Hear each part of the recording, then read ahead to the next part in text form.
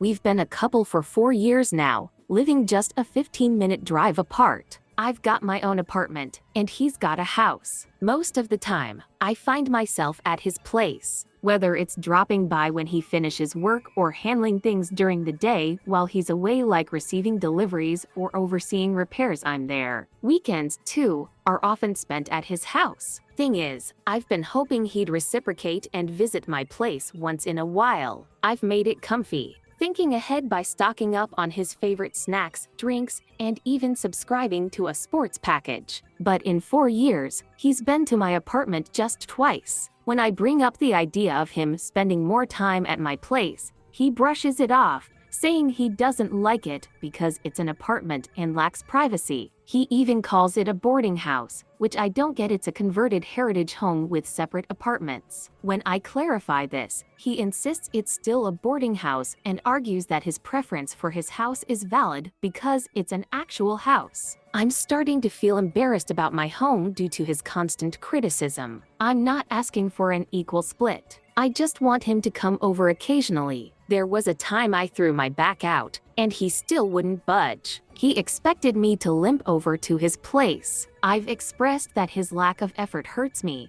but he dismisses it as illogical, insisting that spending time only at his house makes perfect sense because it's a proper house. I'm questioning if I'm being unreasonable. Sure, his place is more spacious and private, but it still stings because it feels like he's not putting in much effort. Can anyone weigh in on this?